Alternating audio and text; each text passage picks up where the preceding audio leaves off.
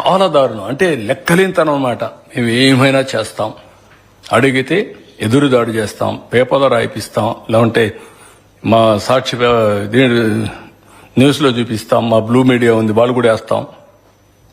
ఏంటి మీకు వాల్యూస్ లేకపోతే ఎట్లాంటి ఇవన్నీ? ఓకే, రాజకీయాలు డిఫరెంట్.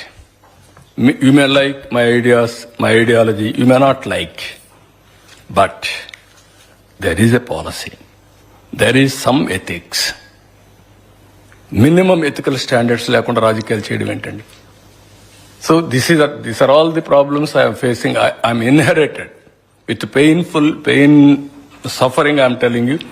ఏంటి ఇలాంటి దౌర్భాగ్యమైన రాజకీయం ఏం చేయాల్సి వస్తుంది, ఇలాంటి వాళ్ళతో నేను పోరాడాల్సి వస్తుందని చెప్పి కూడా బాధ. ఇలాంటి విషయాలు మాట్లాడాల్సి వస్తుందని నమోషి. మాట్లాడకపోతే ప్రజలు అర్థం చేసుకోలేరు. ఒకప్పుడు ఉద్యమంగా చేసేవాడిని. నీరు మీరు, జన్మభూమి, శ్రమదానం, ప్రజల వద్దకు పాలన, లేకపోతే ఆకస్మిక తనిఖీలు, ఇవన్నీ నా ప్రోగ్రామ్స్. ఇప్పుడేంటి కామ పార్టీలు, ఏంటి వీళ్ళ గురించి మాట్లాడు.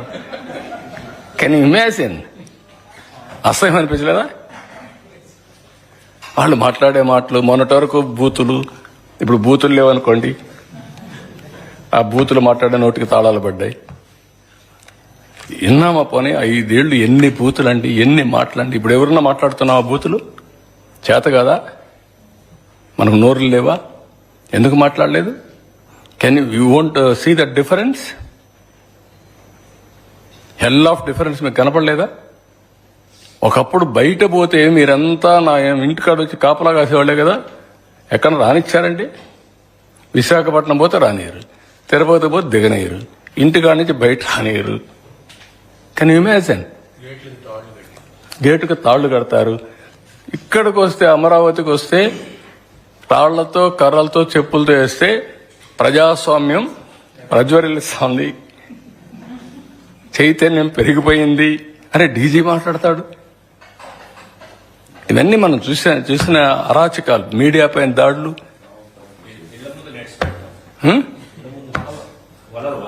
వల్ల పెట్టడం, పైన డ్రోన్స్ వేయడం, ఆడబిడ్డలుంటే ఆడబిడ్డలు బాత్రూముల్లో ఉంటే డ్రోన్స్ ఎగరేయడం. పైశాచిక ఆనందం కాకపోతే, పిచ్చితనాలు కాకపోతే ఏంటి ఇవన్నీ? తలుచుకుంటే ఇవన్నీ జరుగుతాయా అని ఆశ్చర్యం అయింది మీకు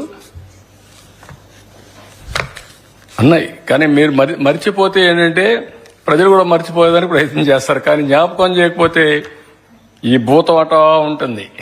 ఇప్పుడు మీకు మస్కిటోస్ ఉంటాయి. ఒక సీజన్లో మస్కిటోస్ సైలెంట్ అయిపోతాయి. ఆ సీజన్ వస్తే జుమ్మని వస్తాయి, మల్టిపుల్ లావాకి వెళ్ళిపోతాయి.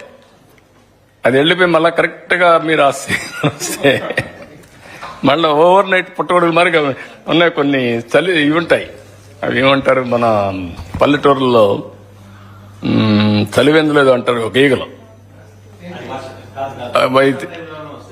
అవి ఒక సీజన్లోనే వస్తాయి, ఒక్క వర్షం పడినప్పుడు వస్తాయి ఉసుర్లు.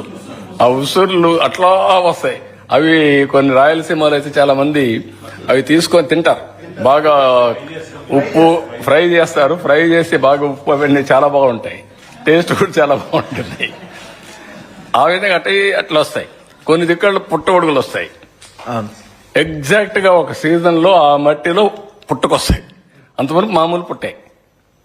అట్లా వీళ్ళు సార్ అడ్మినిస్ట్రేషన్ గాడిలో పెట్టి పరిపాలన పరంగా చాలా బలంగా ముందుకెళ్తా ఉన్నారు. At the same time nominated పోస్టుల విషయంలో మీ క్యాడర్ చాలా ఎదురు చూస్తా ఉంది. స్వీట్ న్యూస్ ఎప్పుడు? అది కూడా చేస్తున్నాం, అది కూడా వర్కౌట్ చేస్తున్నాం. రైట్ మ్యాన్ ని రైట్ ప్లేస్ లో పెట్టాలి. అది కూడా లేట్ కాకూడదు. నాకు వచ్చిన సవాళ్ళు అంటే మీ మాదిరిగానే నాకు కూడా 24 గంటల టైం, మా పార్టీ వాళ్ళకి కూడా 24 గంటల టైం. ఇప్పటికి 70 రోజులు 80 రోజులు అయిపోయింది. 70 రోజులు అయిందా? 75 రోజులు అయిందా?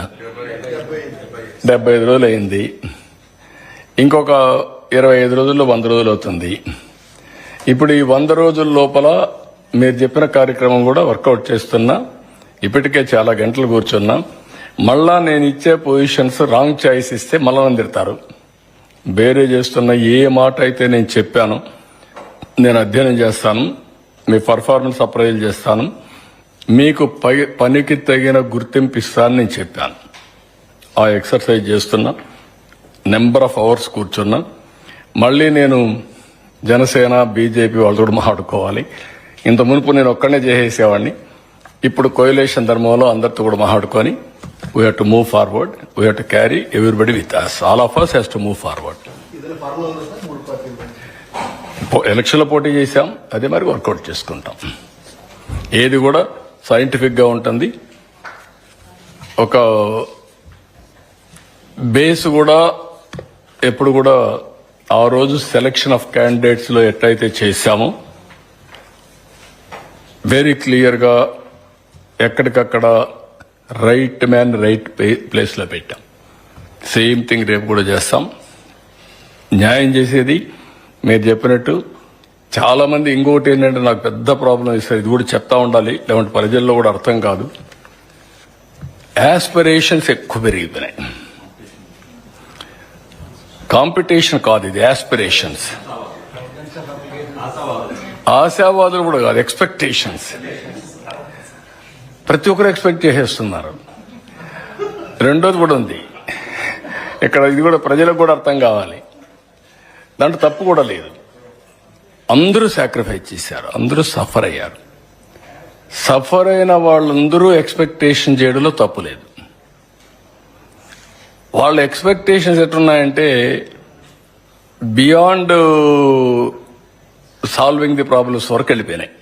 అంటే నేను చేశా కదా, నేను కష్టపడ్డా కదా, నేను సఫర్ అయ్యాను కదా. ఇప్పుడు ఒక ఆయన ఉన్నాడు, వైఎస్ఆర్ కాంగ్రెస్ పార్టీ పీరియడ్లో ఈయన ఆస్తిపోయింది. ఈ ఆల్సో సఫర్డ్. సఫర్ అయినడికి ఏముంటుంది, నేను ఈయన కోసం ఆలోచించాను, పనిచేశాను, ఓటేశాను, రావాలి కదా, నా ఆస్తి తీసి ఇవ్వాలి కదా, లేకుంటే తన్నాలి కదా పట్టుకొని. Nothing wrong in it. ఈ suffered is having that feeling. ఇప్పుడు నేను వాళ్ళు చేసినట్టు నేను చేశాను అనుకోండి, there is no difference between the two. That is the mismatch. అందుకే నేను కూడా ప్రజల్ని అప్పుడప్పుడు అప్పీల్ చేయడం, మా క్యాడర్ కూడా అప్పీల్ చేయడం, ఎడ్యుకేట్ చేయడం. ఇప్పుడు ఉదాహరణకు ఒక శాండ్ నేను ఫ్రీగా ఇస్తా అన్నాను, ఫ్రీగా ఇవ్వాలి. It has become a big challenge for me. ఫ్రీగా ఇవ్వాలంటే ఎక్స్లవేషన్, రెయినీ సీజన్ వచ్చింది. ఇప్పుడు నేను తవ్వలేను, నదుల్లో ఇసుక ఉండేది కొద్దిగా స్టాక్ ఉంది, నేను ఇస్తానని చెప్పి లారీల్లో ఏమన్నాం. మా వాళ్ళు అనుభవం లేదు అంటే ఊహించం కదా ఇవన్నీ. ఓకే రమ్మన్నారు, ఇవ్వడం మొదలుపెట్టారు. మొదలు పెడితే లారీలో నిలబెట్టేశారు. నిలబెడితే వీళ్ళు లోడ్ చేయడానికి కూడా వాళ్ళకి శక్తి లేదు. నేను మార్నింగ్ సెక్రటరీకి వస్తే ఒక 100 లారీలు రోడ్డు మీద ఉన్నాయి. ఇదేంటే ఇన్ని లారీలు ఉన్నాయంటే ఇస్తున్నాం సార్ అంటారు. వాట్ ఈస్ హ్యాపెనింగ్ అని అడిగితే దెన్ కూర్చొని ఆలోచించి ఇది కాదు, మీరు తప్పు చేస్తున్నారు.